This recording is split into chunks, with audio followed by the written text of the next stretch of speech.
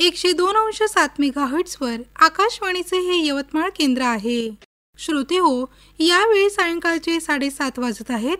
प्रसारित करीत आहोत शेतकरी बांधवांसाठीचा कार्यक्रम किसान वाणी. किसान वाणी. किसान वाणी बहर कृषी तंत्रज्ञानाचा. किसान वाणी, किसान वाणी, किसान वाणी, किसान वाणी. हिरव्या स्वप्नांची साध्यवाणी, प्रगत योगाची वेधवाणी, कृषी तंत्राची ही मंत्रवाणी. किसान वाणी, किसान वाणी, किसान वाणी, किसान वाणी. सफल शेतीची भाष्यवाणी, पेरन काढन सांगे वाणी, शेती सुखाची आधारवाणी. किसान वाणी. शेतकरी बंधू भगिनींनो नमस्कार. किसान वाणी या समस्त कास्तकार बंधू आणि भगिनींसाठीच्या कार्यक्रमात आपण सर्व शेतकरी बंधू भगिनींचं कार्यक्रमात मनपूर्वक स्वागत आणि सोबतच भावना कांबळेचा सस्नेह नमस्कार. प्रधानमंत्री शेतकरी मानधन योजना मिळेल पेन्शनचा आधार, शेतकरी नाराही निराधार, सुखाशी नात जोडले जाई, म्हातारपण खुशाल होई, सुरक्षित होई अन्नदाता, सुरक्षित होई अन्नदाता.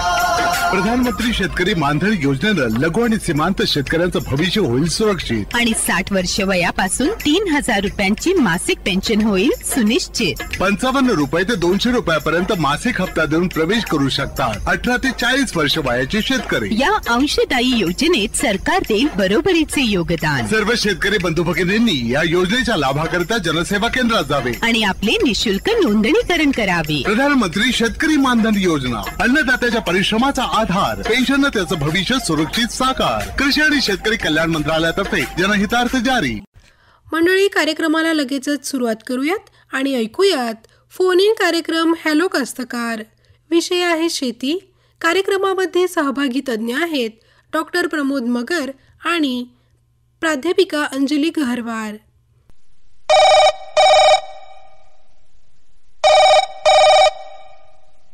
फोन इन कार्यक्रम हॅलो कास्तकार. हॅलो कास्तकार, बोला. नमस्कार. नमस्कार, काय नाव आपलं? पांडुरंग मोरे बोलतो. पांडुरंग मोरेजी, कुठून बोलता आपण? मुक्काम पोस्ट वारंगाबाटा तालुका कळमनुरी जिल्हा हिंगोली. बरं मोरेजी, आज आपल्याला शेतीविषयक प्रश्न विचारायचे आहेत. विचारा. तर आता सोयाबीन काढल्यावर काय घ्यावं? सोयाबीन पीक निघाल्यानंतर कोणतं पीक घ्यायचं? हा, बरं बरं. तर ठीक आहे मोरेजी, तुमच्या प्रश्नाचं उत्तर देत आहेत आमचे तज्ज्ञ डॉक्टर मगर सर. ऐका त्यांच्याकडनं. हो. हॅलो, नमस्कार दादा. नमस्कार मगर भाऊ. पांडुरंग मोरे बोलतो, मुक्काम पोस्ट वारंगा फाटा तालुका कळमनुरी जिल्हा हिंगोली. नमस्कार. तर सोयाबीन टाकलेलं आहे, आता निघलं. बर बर. तर त्या जागेवर काय हरभरा घ्यावा का काय घ्यावं? बर बर. कोणतं होतं वाण सोयाबीनचं? वाण ते नवीनच होतं. नवीनच होतं का? बर बर. तर आता सोयाबीन पीक पूर्णपणे काढणी झालेली आपली? हो, काढणी झालेली आहे. बरं बरं. आता जमिनीची म्हणजे जमीन तयार केली का? नाही, आता केलं नाही, आता काढलं सोयाबीन. बरं बरं. तर आता सगळ्यात महत्त्वाचं, आता या सध्याच्या परिस्थितीमध्ये आपण आपल्या म्हणजे आपली शेतजमीन तयार करून घ्या. आणि सगळ्यात महत्त्वाचं त्याच्यामध्ये आता ट्रायकोडर्मा 2 किलो 40 किलो शेणखतामध्ये मिसळून प्रति एका एकर शेतामध्ये टाकणं आता गरजेचं आहे. कारण आपण बघितलं की आता या ऑगस्ट सप्टेंबरमध्ये जो पाऊस पडला आणि त्यामुळं बऱ्याच अंशी आपल्या सोयाबीन पिकामध्ये charcoal rot, root rot, collar rot यासारखे काही बुरशीजन्य रोगसुद्धा होते. आणि अशा शेतामध्ये आपण जेव्हा हरभऱ्यासारखं पीक लावणार किंवा गव्हासारखं पीक लावणार, तर तेव्हा त्या बुरशीजन्य रोगांचा प्रसार वाढू नये यासाठी आपल्याला ट्रायकोडर्माचा वापर आपल्या जमिनीमध्ये करणं गरजेचं आहे. शेणखतामध्ये मिक्स करायला लागेल. हां, त्याच्यामध्ये काय करायचं, 2 किलो ट्रायकोडर्मा घ्यायचा, 40 किलो चांगलं कुजलेलं शेणखत घ्यायचं, ते दोन्ही मिश्रण करायचं आणि ते प्रति एकर शेतामध्ये फेकायचं. बरोबर. आणि त्यानंतर मग आपण हरभऱ्याची लागवड करू शकता. हरभऱ्याची लागवड करत असताना सुद्धा अलीकडच्या काळात प्रसारित झालेलं वाण आपण निवडू शकतो. त्यामध्ये जर आपण बघितलं तर PDKV कनक आहे, PDKV कांचन आहे की नाही. तुमच्या जमिनीच्या मजदुरानुसार तुम्ही योग्य ते वाण, कीड रोगाला कमी बळी पडणारं वाण तुम्ही निवडू शकता. आणि ते निवडल्यानंतर त्याला बीज प्रक्रिया करायची. बीज प्रक्रिया करत असताना सर्वप्रथम त्याला टेबुकोनॅझोल 5.4% FS हे एक बुरशीनाशक आहे. तर हे बुरशीनाशक 4 मिली प्रति 10 किलो बियाणं या प्रमाणामध्ये बीज प्रक्रिया करायची, जेणेकरून आपल्या हरभरा पिकाला रोपा अवस्थेमध्ये मर रोग, मुळकूज रोग, चारकोल रॉट यासारखे रोग त्याला उद्भवणार नाहीत. आणि ही बीज प्रक्रिया झाल्यानंतर आपल्याला रायझोबियम आणि PSB या जीवाणू संवर्धकाची बीज प्रक्रिया करायची. जर ते पावडर फॉर्ममध्ये असेल तर 25 ग्रॅम प्रति किलो बियाणं, आणि जर लिक्विड कन्सोर्शिया असेल तर अशा वेळेला रायझोबियम आणि PSB एकत्रित असतो तर 10 मिली प्रति किलो बियाणं, आणि जर एकत्रित नसेल तर 5-5 मिली प्रति किलो बियाणं या प्रमाणात आपल्याला बीज प्रक्रिया करता येईल. आणि त्यानंतर शेवटी ट्रायकोडर्माची सुद्धा आपल्याला बीज प्रक्रिया करता येईल. 4 ग्रॅम प्रति किलो बियाणं या प्रमाणात त्याला बीज प्रक्रियाही करायची. 2 किलो ट्रायकोडर्मा शेणखतासोबत मिसळून एका एकरात फेकूनही द्यायचा, जेणेकरून या बुरशीजन्य रोगाचा प्रसार आपल्या त्या हरभरा पिकामध्ये होणार नाही. बरोबर आहे की नाही. आणि आता अजून एक हे होतं, दुसरं जर पीक घेतलं तर कोणतंच घ्यावं समजा? नाही, आता त्याच्यामध्ये तुम्ही कोणते पिकं घेत होते याआधी रब्बीमध्ये? रब्बीमध्ये काही नाही, सोयाबीन झालं की हरभराच घेत होते. हरभराच घेत होते ना. नाही, त्याच्यामध्ये तुम्हाला तेलवर्गीय पिकांचाही आपल्याला पर्याय आहे, तेही तुम्ही घेऊ शकता. गव्हा पिकाचा सुद्धा तुम्हाला पर्याय आहे. आणि त्याच्यामध्ये जर आपण बघितलं तर तेलवर्गीय पिकांमध्ये मोहरी आहे, मोहरी आहेत, पुन्हा आपला काय म्हणतात करडईचंही लागवड करू शकतो. आहे. म्हणजे जिथं ज्या क्षेत्रामध्ये वन्य प्राण्यांचा हैदोस असतो अशा ठिकाणी जर तुम्ही करडई लावलं तर तिथं कमी त्रास होतो वन्य प्राण्यांचा. म्हणजे अशा पद्धतीनं आपण लागवड करू शकतो. परंतु ते सर्वस्वी आपल्याला आपली परिस्थिती बघून तिथे कसं आहे, आता आम्हाला तसं माहीत नाही की नाही, त्यामुळं आपल्याला तोही एक भाग बघावा लागेल आहे ना. तर वन्य प्राण्यांचा प्रादुर्भाव तिथे होतो का, म्हणजे त्या अनुषंगाने आपल्याला पीक रानडुक्कर आहेत. तर मग त्यासाठी तुम्हाला करडई एक चांगला ऑप्शन आहे. मोहरीचा पण ऑप्शन चांगला आहे. मोहरीवर सुद्धा वन्य प्राण्यांचा प्रादुर्भाव हा कमी राहतो. अजून त्या व्यतिरिक्त आपण तेलवर्गीय पिकं जर पाहिले तर त्याच्यामध्ये आपलं सूर्यफूल सुद्धा आहे. तर सूर्यफूल तर सध्या नाही सर, सूर्यफूल आपल्या या भागामध्ये नाही सध्या. नाही, ठीक आहे ना. तर म्हणजे पण तुम्हाला पर्याय म्हणून हे पिकं आहेत. अजून रब्बी ज्वारीचंही पीक आहे, त्याची लागवड करू शकता. आणि तुम्ही ज्या भागामध्ये हिंगोलीतून फोन केला आहे की नाही तुम्ही, तर तिथेही मला असं वाटतं की ज्वारीचं चांगलं पीक येऊ शकतं तुमच्या भागामध्ये. ज्वारी आहे आमच्या इकडे जास्त. बरं, ज्वारी आणि गहू बी आहे.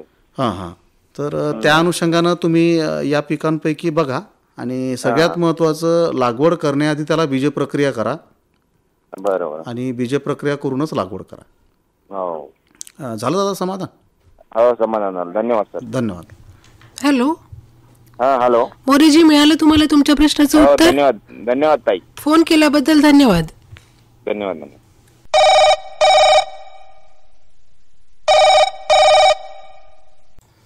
शेतकरी बंधू भगिनींनो नमस्कार. शेतकरी बंधू भगिनींनो, आज आपण फोन इन कार्यक्रम हॅलो कास्तकार या कार्यक्रमात हॅलो कास्तकार यासोबतच आज आपण चर्चा देखील घेणार आहोत. आणि चर्चेचा विषय आहे रब्बी हंगामातील पिकांचे व्यवस्थापन.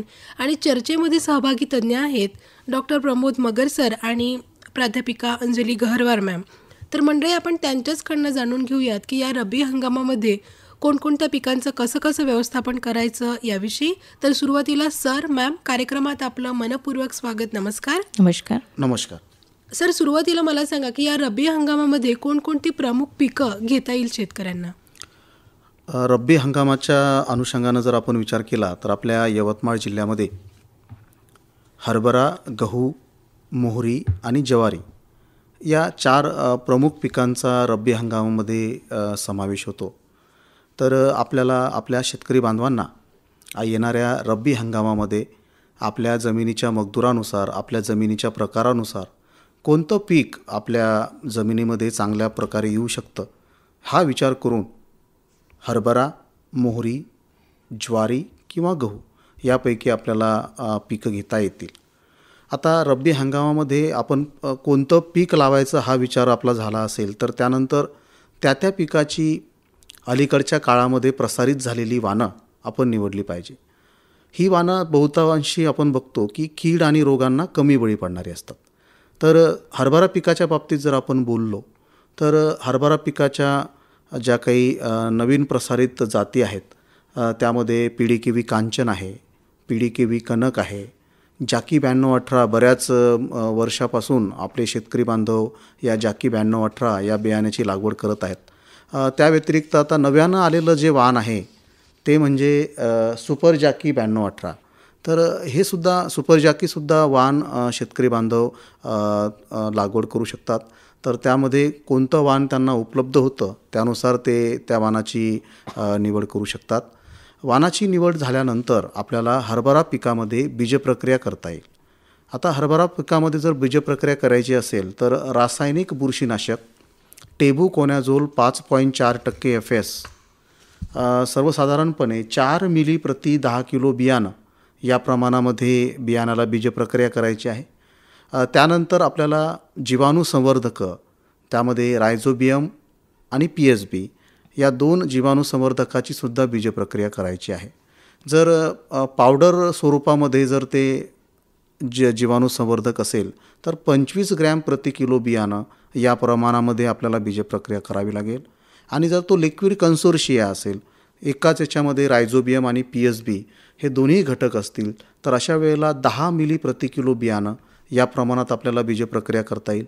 आणि हा जर लिक्विड कन्सोर्शिया आहे हा आपल्याला वेगवेगळ्या स्वरूपात असेल, रायझोबियम वेगळं असेल आणि PSB वेगळं असेल तर अशा वेळेला रायझोबियम 5 मिली प्रति किलो बियाणं आणि PSB 5 मिली प्रति किलो बियाणं या प्रमाणामध्ये आपल्याला बियाण्याला बीजप्रक्रिया करता येईल. आणि सर्वात शेवटी ट्रायकोडर्मा या जैविक बुरशीची आपल्याला त्याला बीजप्रक्रिया 4 ग्रॅम प्रति किलो बियाणं या प्रमाणात करावी लागेल. आता हरभरा पिकाची जशी आपण निवड केली, समजा काही शेतकऱ्यांना गहू पिकाची निवड करायची असेल तर त्याचंसुद्धा वाण आपल्याला रोग आणि कीड प्रतिकारक्षम वाणाची निवड करावी लागेल, उत्पादन चांगलं देणाऱ्या वाणाची निवड करावी लागेल आणि गव्हाच्या बियाण्यालासुद्धा बीजप्रक्रिया करावी लागेल. गव्हाच्या बियाण्याला बीजप्रक्रिया करत असताना टेबुकोनॅझोल 5.4% FS 4 मिली प्रति 10 किलो बियाणं या प्रमाणात आपल्याला तिथे बीजप्रक्रिया ही करता येईल. त्यानंतर जीवाणुसंवर्धकामध्ये आझाटोबॅक्टर आणि PSB या 2 जीवाणुसंवर्धकाची प्रक्रिया करावी लागेल. पावडर स्वरूपात असेल तर 25 ग्रॅम प्रति किलो बियाणं या प्रमाणात रायझोबियम आणि PSBची बीजप्रक्रिया करावी लागेल. द्रव स्वरूपात असेल तर 5 मिली आझाटोबॅक्टर आणि 5 मिली PSB याप्रमाणे प्रति किलो बियाणं आपल्याला बीजप्रक्रिया करावी लागेल. आणि जर दोन्हीही जीवाणुसंवर्धकं एकत्र असतील तर अशा वेळेला 10 मिली प्रति किलो बियाणं या प्रमाणामध्ये आझाटोबॅक्टर आणि PSB या जीवाणुसंवर्धकाची बीजप्रक्रिया करावी लागेल. आणि सर्वात शेवटी ट्रायकोडर्मा या जैविक बुरशीनाशकाची 4 ग्रॅम प्रति किलो बियाणं या प्रमाणात बीजप्रक्रिया करून बियाण्याची लागवड करावी लागेल. त्याचप्रमाणे जर आपण बघितलं ही इतरही जी पिकं आहेत, ज्वारी आहेत किंवा मोहरी आहे, याही पिकाला आपण केंद्रीय कीटकनाशक मंडळ फरीदाबाद यांच्या शिफारशीप्रमाणे शिफारशीत बुरशीनाशक, शिफारशीत कीटकनाशक, जीवाणुसंवर्धकं आणि जैविक बुरशीनाशक याची बीजप्रक्रिया करणं गरजेचं आहे. आता पिकाची लागवड झाल्यानंतर आपण बघतोय की आता बहुतांशी ठिकाणी सोयाबीनच्या नंतर सोयाबीन पिकानंतर रब्बी पिकाचं निवड करून शेतकरी लागवड करणार आहेत.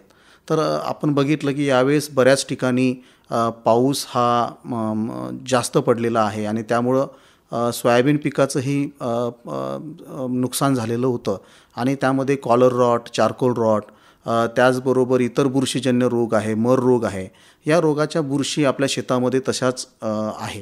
तर त्या अनुषंगानं 2 किलो ट्रायकोडर्मा 40 किलो चांगल्या कुजलेल्या शेणखतामध्ये मिसळून प्रति एकरी जर आपण शेतातल्या जमिनीमध्ये जर ते टाकलं तर आपल्याला या बुरशीचा जो प्रादुर्भाव आहे तो आपल्या येणाऱ्या हंगामामध्ये आपल्याला कमी करण्यास मदत होईल. त्यामुळं शेतकरी बांधवांनी रब्बी हंगामातील पीक लागवड करण्यापूर्वी किंवा लागवड केल्यानंतर लगेच ट्रायकोडर्मा 2 किलो 40 किलो शेणखतामध्ये मिसळून प्रति एकरी या प्रमाणात जमिनीतून वापरणं अतिशय गरजेचं आहे. आणि त्या अनुषंगानं ट्रायकोडर्मा या जैविक बुरशीच्या माध्यमातून आपल्याला आपल्या पिकाचं रोगांपासून तिथे सुरुवातीच्या अवस्थेमध्ये संरक्षण करणं सोयीचं होईल. हरभरा पिकामध्ये जर आपण बघितलं किडींच्या बाबतीमध्ये तर घाटे अळी या प्रमुख किडीचा प्रादुर्भाव तिथे होतो. आणि या घाटे अळीचा प्रादुर्भाव जर झाला तर आपल्या हरभरा पिकाचं नुकसानही मोठ्या प्रमाणात होतं. त्यामुळे शेतकरी बांधवांनी या किडीचा प्राथमिक स्वरूपाचा प्रादुर्भाव लक्षात येताच निंबोळी अर्क 5% या वनस्पतीजन्य कीटकनाशकाची फवारणी करावी किंवा आझाडायरेक्टिन 300 ppm 50 मिली प्रति 10 लिटर पाणी या प्रमाणात आपल्याला फवारणी करता येईल. जर या किडीचा प्रादुर्भाव हा आर्थिक नुकसान पातळीच्या वर गेलेला नाही आहे परंतु लहान आकाराच्या अळ्या आपल्याला जर हरभरा पिकावर दिसत असतील तर अशा परिस्थितीमध्ये घाटे अळीचा विषाणू HANPV ज्याला आपण हेलिकोर्पा आर्मिजेरा न्यूक्लिअर पॉलीहेड्रोसिस व्हायरस या नावाने ओळखतो, या विषाणूजन्य कीटकनाशकाची आपल्याला तिथे फवारणी आपल्या हरभरा पिकावर करता येईल. त्याचबरोबर किडीने आर्थिक नुकसान पातळी जर ओलांडली असेल तर शेवटचा पर्याय म्हणून आपल्याला रासायनिक कीटकनाशकाचाही वापर तिथे करता येईल. त्यामध्ये जर आपण बघितलं तर या गहू पिकामध्ये आपल्याला केंद्रीय कीटकनाशक मंडळ फरीदाबाद यांच्या शिफारशीत एखाद्या कीटकनाशकाचा तिथे आपल्याला वापर करता येईल. आता इतरही जी पिकं आहेत त्यामध्ये सुद्धा आपल्याला सुरुवातीला कीड जर आर्थिक नुकसान पातळीच्या खाली असेल तर निंबोळी अर्काची फवारणी करता येईल. नीम आधारित कीटनाशक त्यामध्ये आझाडायरेक्टिन 300 ppm सारख्या कीटकनाशकाचा आपल्याला तिथे वापर करता येईल. आणि शेवटचा पर्याय म्हणून किडीने आर्थिक नुकसान पातळी ओलांडल्यानंतर रासायनिक कीटकनाशकाची निवड करायची झाल्यास केंद्रीय कीटकनाशक मंडळ फरीदाबाद यांच्या शिफारशीनुसार किंवा कृषी विद्यापीठाच्या तज्ज्ञ शास्त्रज्ञांनुसार आपण योग्य त्या रसायनाची फवारणी तिथे करू शकतो. शेतकरी बांधवांनी रब्बी हंगामामध्ये सुद्धा रसायनांची फवारणी करत असताना वेगवेगळ्या रसायनांची मिसळून फवारणी करणं प्रकर्षानं टाळलं पाहिजे. फवारणी करतेवेळी अंगरक्षक साधनांचा सुरक्षित वापर करणंसुद्धा गरजेचं आहे आणि ज्यामुळं आपल्याला कुठल्याही प्रकारची विषबाधा होणार नाही याची काळजी शेतकरी बांधवांनी घ्यावी. नक्कीच सर, तुम्ही ज्या मार्गदर्शक सूचना केलेल्या आहेत त्या सगळे शेतकरी बांधव अवलंबतील आणि त्याप्रमाणे शेतीमध्ये सुधारणा करतील. तर घरवार मॅम मला सांगा की या रब्बी हंगामामध्ये कोणकोणत्या भाजीपाला पिकाचं शेतकऱ्यांनी प्रकर्षाने म्हणजे भाजीपाला पिकांची लागवड करावी, काय सांगता येईल? खरीप हंगाम उसरलेला आहे. सोयाबीन पिकाची जवळपास कापणी झालेली आहे किंवा सुरू असेल. अशा वेळेला सोयाबीननंतर जर शेतकऱ्यांना भाजी पिकं घ्यायची आहेत तर कोणती भाजी पिकं घ्यायची आणि कोणत्या शेतकऱ्यांनी घ्यायची हे सुद्धा जाणून घेणं महत्त्वाचं आहे. कारण इतर पिकांप्रमाणे भाजी पिकांचं त्यांना संरक्षित ओलिताची गरज असते. त्याच्यामुळे त्यांच्याकडे किती ओलिताची सुविधा आहे किंवा किती कोणत्या महिन्यापर्यंत ते ओलित करू शकतात यावर कोणत्या भाजी पिकांची निवड करावी हे त्याच्यावर अवलंबून असते. साधारणपणे ज्यांच्याकडे 1 किंवा 2 पाणी द्यायची सोय आहे अशा शेतकऱ्यांनी पालेभाज्या म्हणा किंवा जे मूळ म्हणजे गाजर किंवा मूळ आहेत अशा प्रकारची पिकं घेऊ शकतात. पालेभाज्यांमध्ये देखील पालक आहे, मेथी आहे, कोथिंबीर आहे. आणि तसंही रब्बी हंगाम जर म्हटलं आपण तर आता नोव्हेंबर, डिसेंबर, जानेवारी या तिन्ही महिन्यामध्ये बाजारात या पालेभाज्यांची किंवा या मूळ पिकांची खूप मोठ्या प्रमाणात आवक असते. आणि त्याच्यातही वाटाणा हा सुद्धा एक महत्त्वाचं पीक आहे. कारण या रब्बी हंगामामध्ये हिरव्या वाटाण्याची एक वेगळीच सगळ्या लोकांना आवड असते आणि भरपूर याच्यात हे पीक सगळीकडे घेतलं जातं.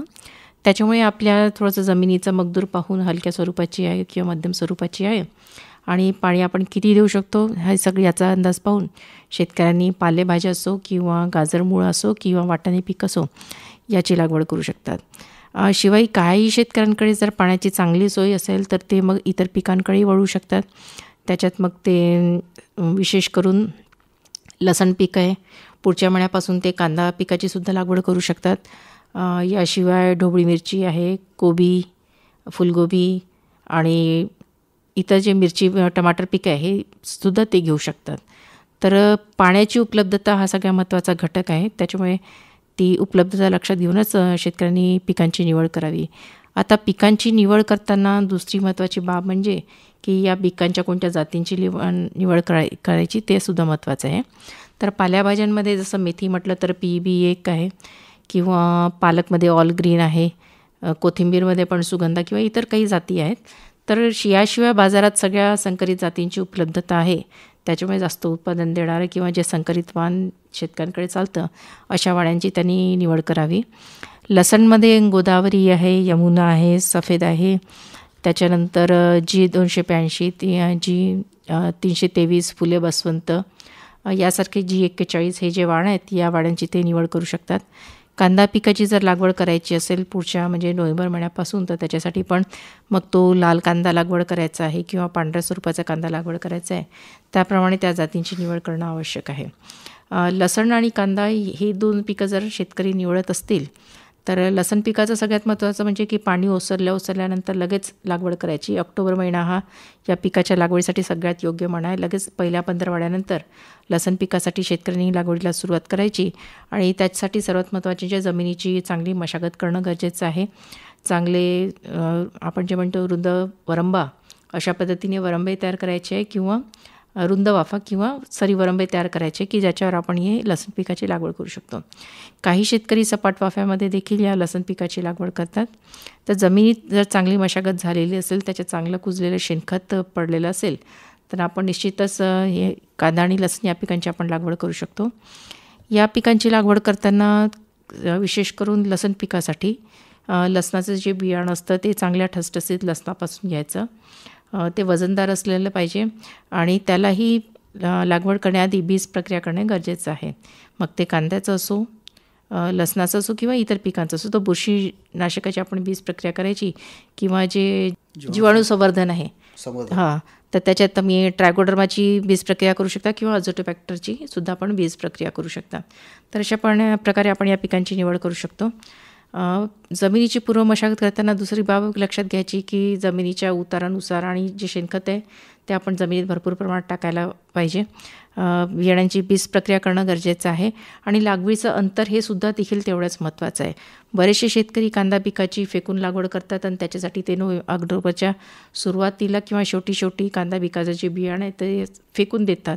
पण शेतकऱ्यांना हे सांगायचं की कांदा पिकाची फेकून लागवड करण्यापेक्षा जर आपण नोव्हेंबर महिन्यामध्ये त्याची जर आपण रोप टाकली, बियाण्यासाठी रोपासाठी जर बियाणं टाकलं आणि जानेवारीच्या पहिल्या आठवड्यात ही तयार झालेली रोपं आपण जर त्याला वरंब्यावर किंवा सपाट वाफ्यात जर आपण लागवड केली तर आपण कांद्याचं खूप चांगल्या पद्धतीने त्याचं उत्पन्न घेऊ शकतो. तर अशा ठिकाणी जे वेगवेगळे पिकं आहेत किंवा आपण जे टोमॅटो म्हणतो किंवा मिरची म्हणतो ते या पिकांसाठी सुद्धा आपल्याला सर्वप्रथम लागवडीच्या आधी त्याची रोपे तयार करणं गरजेचं आहे. तर त्याची रोपेसुद्धा आपण तयार करताना आता जर आपण जमिनीत जर रोपवाटिका तयार करू शकत नसलो तर आपण जे ट्रे जे म्हणतात म्हणजे जे काळे ट्रे असतात प्लास्टिकचे त्या खाण्यामध्ये आपण कोकोपीटचा वापर करून त्याच्यात बुरशीजन्य द्रावणाचा वापर करून आपण त्याच्यात चांगल्या संकरित बियाणांची पेरणी करून आपण चांगल्या पद्धतीची ही रोपं तयार करू शकतो. जेणेकरून 1 महिन्याची वाढ झालेली ही रोपं आपण पुढे मग नोव्हेंबरच्या दुसऱ्या आठवड्यात किंवा दुसऱ्या 15 वेळात आपण त्याची व्यवस्थितपणे लागवड करू शकतो. तर मगर सर आणि मॅम, आज आपण इथे आलात आणि फोन इन कार्यक्रम हॅलो कास्तकार या कार्यक्रमासोबतच आज आपण महत्त्वाचा विषय म्हणजेच रब्बी हंगामातील पिकांचे व्यवस्थापन या विषयावर महत्त्वपूर्ण चर्चा केलीत. त्याबद्दल मी आकाशवाणीच्या वतीने आणि ऐकणाऱ्या सर्व शेतकरी बांधवांच्या वतीने आपले आभार मानते आणि आपला निरोप घेते. धन्यवाद. नमस्कार. नमस्कार. शेतकरी बंधू भगिनींनो, आताच आपण फोन इन कार्यक्रम हॅलो कास्तकार ऐकलात. विषय होता शेती. कार्यक्रमामध्ये सहभागी तज्ज्ञ होते डॉक्टर प्रमोद मगर, कीटकशास्त्रज्ञ, कृषी विज्ञान केंद्र यवतमाळ आणि सहाय्यक प्राध्यापिका अंजली गहरवार, उद्यान विद्या विभाग, कृषी जैवतंत्रज्ञान महाविद्यालय यवतमाळ. कार्यक्रमाला निवेदन आणि निर्मिती सहाय्य लाभलं होतं भावना कांबळे यांचं. हर जोखिम से निकल कर फसल आए, सुरक्षित हो जाए, फसल बीमा से हर किसान अब आत्मनिर्भर हो जाए. संकट के समय प्रधानमंत्री फसल बीमा योजना किसानों के लिए वरदान है. अब सूखा पड़े या बाढ़ आ जाए कोई डर नहीं, अब ओले पड़े या कीट पतंगे फसल खा जाए कोई फिक्र नहीं, क्योंकि हमने लिया है प्रधानमंत्री फसल बीमा। बुआई से फसल कटाई तक हर जोखिम का दावा, न्यूनतम प्रीमियम पर अधिकतम भुगतान का वादा। योजना से हर साल जुड़ रहे हैं 5 करोड़ से ज्यादा किसान। अब आपकी है बारी। नजदीकी कृषि कार्यालय, सहकारी समिति, बैंक शाखा, अधिकृत बीमा कंपनी या जन सेवा केंद्र में स्वेच्छा से करा सकते हैं पंजीकरण। फसल बीमा पोर्टल या फसल बीमा ऐप द्वारा भी कराया जा सकता है पंजीकरण। प्रधानमंत्री फसल बीमा योजना, आपकी फसलों का संपूर्ण सुरक्षा कवच। कृषि एवं किसान कल्याण मंत्रालय, भारत सरकार। शेतकरी बंधू भगिनींनो, पंतप्रधान नरेंद्र मोदी 11 ऑक्टोबर 2025 म्हणजेच आज नवी दिल्लीतील पुसा येथे पंतप्रधान धनधान्य कृषी योजना आणि डाळी आत्मनिर्भरता मिशन या योजनेचा शुभारंभ करतील। या उपक्रमाच्या माध्यमातून शेतकऱ्यांना 42,000 कोटी रुपयांहून अधिकची मोठी भेट मिळणार आहे, ज्यामुळे शेती उत्पादन क्षमता आणि आत्मनिर्भरतेला मोठी चालना मिळणार आहे। ऐकूयात पंतप्रधान धनधान्य कृषी योजना काय आहे याविषयी। मंडळी, या योजनेचा उद्देश देशातील कमी उत्पादनक्षम जिल्ह्यातील कृषी उत्पादकता वाढवून सरासरी पातळीवर आणणे आहे। पहिल्या टप्प्यात 100 जिल्ह्यांची निवड करण्यात आली आहे, जेथे सिंचन व्यवस्था, पिकांचे विविधीकरण, साठवण सुविधा आणि कर्ज उपलब्धता सुधारली जाईल। या योजनेच्या अंमलबजावणीवर नीती आयोग डॅशबोर्डद्वारे देखील देखरेख ठेवेल आणि ती आकांक्षी जिल्हा मॉडेलवर आधारित असेल। मंडळी, यानंतर ऐकूयात डाळी आत्मनिर्भरता मिशन याविषयी। शेतकरी बंधू भगिनींनो, सध्या भारतात 242 लाख टन डाळींचे उत्पादन आहे। ते 2030 ते 31 पर्यंत 350 लाख टनांपर्यंत नेण्याचे लक्ष्य आहे। लागवडीखालील क्षेत्र 275 लाख हेक्टरवरून वाढवून 310 लाख हेक्टरपर्यंत नेण्याची योजना आहे। सरासरी उत्पादकता 880 किलो प्रति हेक्टरवरून 1130 किलो प्रति हेक्टरपर्यंत वाढवण्यात येईल। उच्च उत्पादनक्षम, कीड प्रतिरोधक आणि हवामानास अनुरूप बियाण्यांवर संशोधन केले जाईल। शेतकऱ्यांना 126 लाख क्विंटल प्रमाणित बियाणे आणि 88 लाख मोफत मिनी किट्स वितरित केल्या जातील। 1000 प्रक्रिया युनिट स्थापन करण्यात येतील आणि प्रत्येक युनिटसाठी 25 लाख रुपयांची अनुदान रक्कम दिली जाईल। शेतकरी बंधू भगिनींनो, प्रमुख उपलब्धी आणि उद्दिष्टे ऐकूयात याविषयी। मंडळी, 2014 पासून आतापर्यंत देशाच्या अन्नधान्य उत्पादनात 40% वाढ झाली आहे। भारत गहू आणि तांदळात पूर्णपणे आत्मनिर्भर झाला आहे। आता उद्देश डाळीत आत्मनिर्भरता प्राप्त करणे आहे। 4.39 लाख कोटी रुपयांहून अधिक कृषी उत्पादनांचा निर्यात मूल्य प्राप्त झाला आहे। 731 कृषी विज्ञान केंद्रे, ICARची 113 संस्था, बाजारपेठा, ग्रामपंचायती आणि किसान समृद्धी केंद्रे या कार्यक्रमाशी जोडली जातील, ज्यामुळे 1 कोटीहून अधिक शेतकरी थेट सहभागी होतील। पंतप्रधान शेतकरी किसान उत्पादन संघटना म्हणजेच FPOs आणि तांत्रिक नवकल्पना करणाऱ्यांना सन्मानित करतील। 10,000 FPOsशी 50 लाखांहून अधिक शेतकरी जोडले गेले आहेत। त्यापैकी 1100 कोट्याधीश FPOs हे वार्षिक 1 कोटी रुपयांहून अधिक उलाढाल करणारे आहेत। राष्ट्रीय नैसर्गिक शेती मिशन अंतर्गत 1 लाखांहून अधिक शेतकऱ्यांना सेंद्रिय प्रमाणन मिळाले आहे। 10,000 नवीन प्राथमिक कृषी पतसंस्था डिजिटल बनवून त्यांना CSC, PM किसान समृद्धी केंद्र आणि खत विक्रेता म्हणून रूपांतरित केले जात आहे। दूध आणि मत्स्य व्यवसायासाठी नवीन प्राथमिक सहकारी संस्था तसेच 4,275 मैत्रीज म्हणजेच ग्रामीण AI तंत्रज्ञ यांना प्रमाणपत्र देण्यात येत आहे। हा कार्यक्रम लोकनायक जयप्रकाश नारायण यांच्या जयंतीनिमित्त म्हणजेच 11 ऑक्टोबर आयोजित केला जात आहे, जो शेतकऱ्यांच्या समृद्धी आणि कृषी आत्मनिर्भरतेच्या दिशेने एक मोठे पाऊल मानले जात आहे। तर शेतकरी बंधू भगिनींनो, अशा प्रकारे आताच आपण प्रधानमंत्री धनधान्य कृषी योजना आणि डाळी आत्मनिर्भरता मिशन याविषयी थोडक्यात माहिती ऐकलीत. तर शेतकरी बंधू भगिनींनो, आता वेळ झाली आहे कार्यक्रमाची सांगता करण्याची. भेट तर आहेच पुढील कार्यक्रमात. तोपर्यंत भावना कांबळेला अनुमती द्या. नमस्कार. माहितीचं वावर किसान वाणी.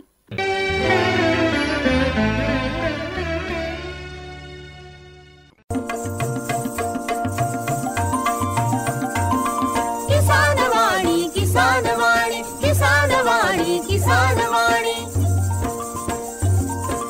हिरव्या स्वप्नांची साध्यवाणी, प्रगत योगाची वेधवाणी, कृषी तंत्राची ही मंत्रवाणी. किसान वाणी, किसान वाणी, किसान वाणी, किसान वाणी. सफल शेतीची भाष्यवाणी, पेरन काढन सांगे वाणी, शेती सुखाची आधारवाणी.